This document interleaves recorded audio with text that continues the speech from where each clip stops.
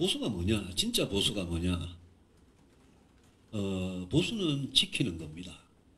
지키는 거는 좋은 걸 지키는 겁니다. 우리가 갖고 있는 좋은 가치, 더 좋은 세상을 만들기 위한 우리의 비전과 희망, 그런 걸 지키는 겁니다. 그래서 저는 늘 보수는 공동체, 대한민국이라는 공동체가 무너지지 않도록 지키는 거고, 그걸 위해서 보수는 경제와 안보에 누구보다도 유능해야 됩니다. 능력이 있어야 됩니다. 문제 해결을 할 수 있어야 됩니다. 그리고 보수는 저는 헌법 가치를 제대로 지켜야 된다고 생각합니다. 윤석열 대통령께서 취임사부터 계속 자유를 외치는 거 여러분 잘 아실 겁니다. 취임사, 유엔 총회 연설, 취임 100일 연설에 자유가 뭐 거의 합치면 한 100번쯤 자유를 외쳤습니다. 그런데 우리 대한민국 헌법에는 우리 1919년에 상해 임시정부에서 우리 선조들이 만드는 임시헌장의 1조가 대한민국은 민주공화정이라고 되어 있습니다. 그게 48년 건국을 하면서 민주공화국이 우리 재헌헌법에 된 겁니다. 그 헌법 안에 우리는 자유도 있지만 평등도 분명히 있습니다. 모든 국민은 법 앞에 평등하다는 게 평등의 가치입니다.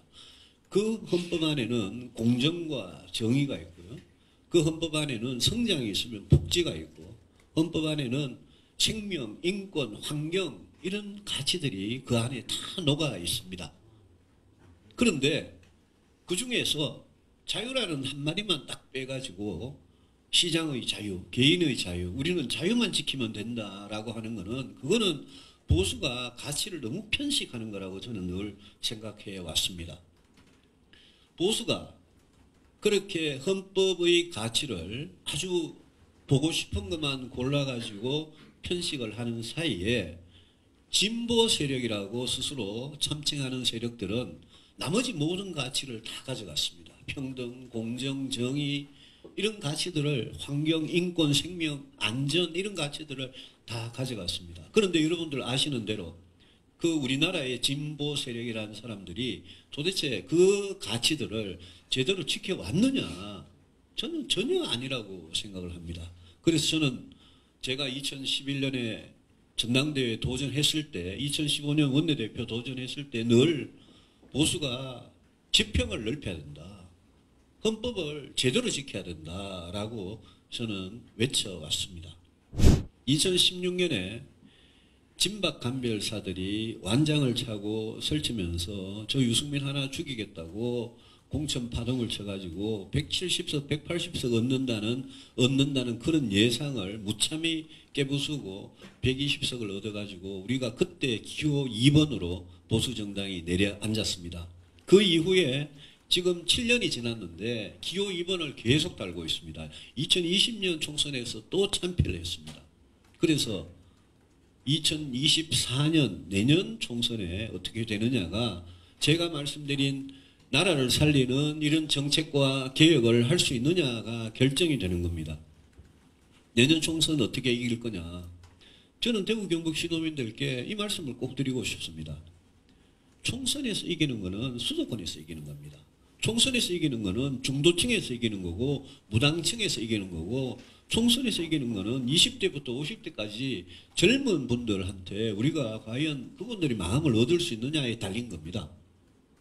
지금 전당대회에서 윤석열 대통령이 가장 이뻐하는 사람, 내가 윤석열 대통령하고 제일 친해, 내가 윤심이야 라고 전당대회 난 후보들이 이 부끄러운 자태를 지금 하고 있습니다. 근데 우리 유권자들께서 또 우리 당의 당원들께서 아셔야 되는 게, 수도권에서 지면 지난 총선 보십시오. 수도권에 121석 중에 우리가 16인가 17인가 밖에 못 얻었지 않습니까? 수도권에서 그런 식으로 지면 계속 기호 2번입니다. 기호 2번이면서 이번에 국회에서 법 통과시키는 거 하나 보십시오. 아무것도 못합니다. 민주당이 반대하면 아무것도 못합니다. 그래서 우리가 하고 싶은 정치, 우리가 하고 싶은 개혁, 그거를 할 힘은 아무리 대통령제 국가라도 국회가 갈수록 입법권과 예산권이 세지는 그런 상황에서 국회의 다수당이 되지 않으면 할 수가 없다. 국회 다수당이 어떻게 되느냐. 유일한 전략은 민심밖에 없습니다. 민심을 얻을 수밖에 없습니다. 그것도 누구의 민심이냐. 수도권의 민심이고 중도층의 민심이고 젊은 층의 민심입니다. 그 민심을 얻지 않으면 우리 당은 내년 선거에서 이길 수가 없습니다. 그런데 2016년에 그 잘못을, 그 실수를 해놓고도 지난 역사의 경험에서 배우지 못하는 게 우리 보수 정당이고 TK 정치권입니다.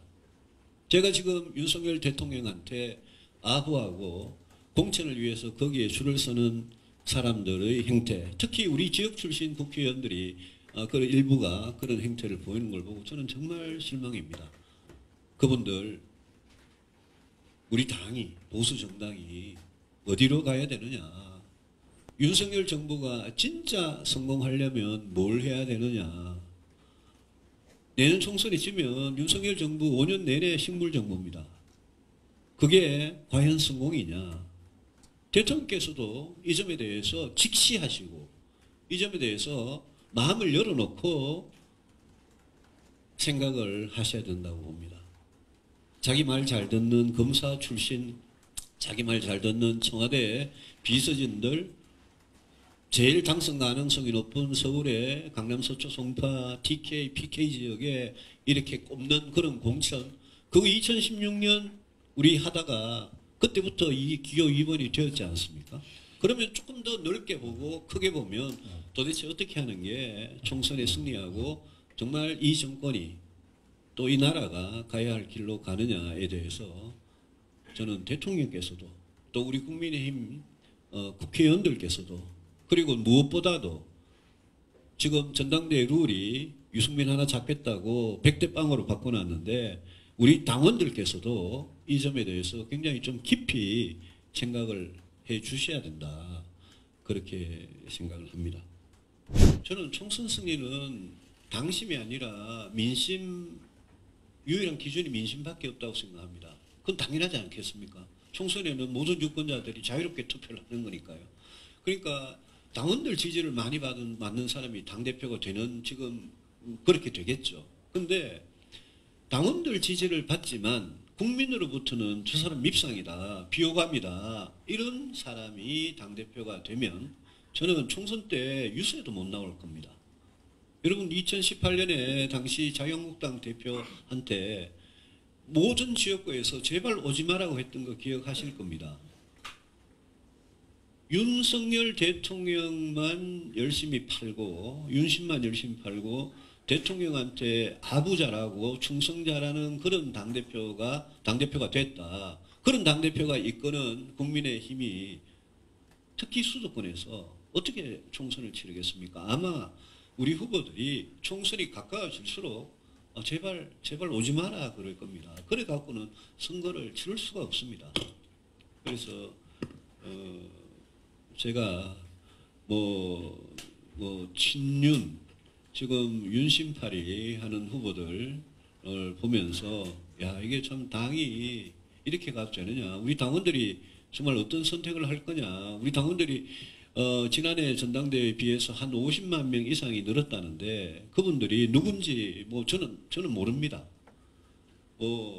지금은 당대표고 최고위원회 극우 유튜버 하는 그런 사람들까지 지금 출마를 하는 그런 상황 아닙니까? 그런 분들이 다 믿는 구석이 있으니까 출마를 하겠죠. 근데 참 걱정스러운 그런 상황입니다. 만약 윤석열 대통령께서 심기일전하셔가지고 국민의 지지를 상당히 얻는 내년 총선 무렵에 그런 상황이 되어 있으면 그러면 총선은 아마 대통령 지지도로 치를 겁니다. 근데 그렇지 않고 윤석열 대통령, 윤석열 정부에 대한 지지가 지난 한 8개월에 우리가 봤던 그 수준에서 그냥 왔다 오르락 내리락 하면서 만약 그 수준으로 간다. 그러면 소위 말하는 윤핵관 대표, 그런 대표로는 저는 총선 치르기 힘들다고 생각하고 아마 총선이 가까워질수록 특히 수도권을 중심으로 아우성을 칠 겁니다.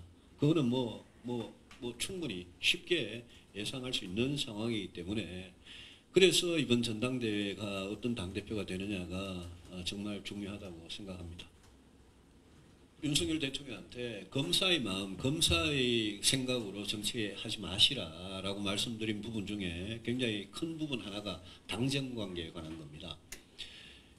검사 동일체 원칙이라는 게 검찰청법에 표현이 있었는데 요즘은 조금 바뀌었습니다만은 여전히 그 검사 동일체 원칙이라는 게 그대로 살아있다고 봐야 되겠죠. 검사 동일체 원칙은 전국의 검사가 검찰총장부터 가장 신참 검사까지 하나로 움직이는 게 검사 동일체 원칙입니다. 그 안에는 딱 위계적인 질서가 잡혀 있어서 총장이 한마디 하면 저 지청에 시골 지청에 있는 검사가 그대로 따라야 되는 겁니다. 그거는 검찰 안에서는 일리가 있는 이야기입니다.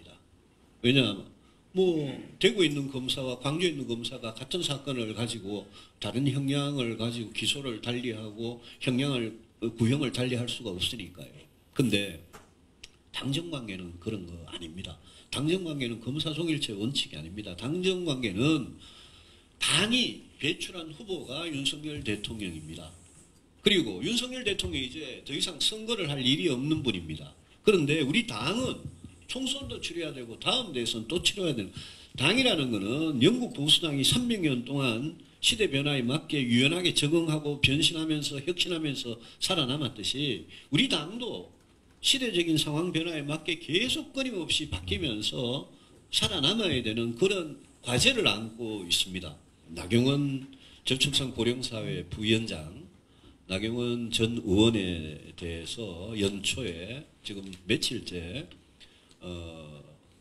대통령실에서 보인 여러 가지 반응들을 보면서 제가 어제도 그런 이야기 했습니다만 이건 정말 아니다. 이거는 집단 린치의 왕따의 무슨 학교 폭력 비슷한 사태. 이거는 나경원 전 의원에 대해서, 나경원 전 의원은 여러분 잘 아시는 대로 저보다 훨씬 더 보수적인 생각을 하는 사람이고, 그리고 윤석열 대통령에 대해서도 그동안 늘 이렇게 옹호를 하고 그랬던 사람입니다. 근데 그 나경원 전 의원에 대해서 갑자기 이렇게 하는 걸 보고 제가 정말 저도 굉장히 충격을 받았고 깜짝 놀랐습니다. 우리가 같은 반에 친구가 일진한테 당하는데 나는 아니니까라고 그렇게 넘어가면 그냥 지켜보고 도와주지 않고, 당하는 친구를 도와주지 않고 지켜보고 넘어가면, 그러면 그 다음 차례가 자기가 될 수 있다. 우리 학교 폭력에서 그런 거 많이 봤습니다. 오늘은 유승민 죽이기 법을 만들고 방지법을 만들고 또 나경원 전 의원을 가지고 저러는데, 내일은 그게 지금 윤핵관 호소인들이라고 하는 그 사람들 차례가 될 수도 있거든요. 저는 그게 멀지 않았다고 생각을 합니다. 왜냐? 아까 제가 말씀드린 대로 강남 서초 송파에 DK, PK에 윤석열 대통령 원하는 사람 꼽으려면 지금 누구보다도 앞장서 가지고 대통령한테 충성 경쟁하고 아부하고 시키는 대로 그가 딱 좌표 찍으면 그가 집단 린치하고 이러는 많은 이 지역의 의원님들이 언제 공천에서 당할지 모르는 겁니다. 그래서 저는 나경원 그 전 의원 그것도,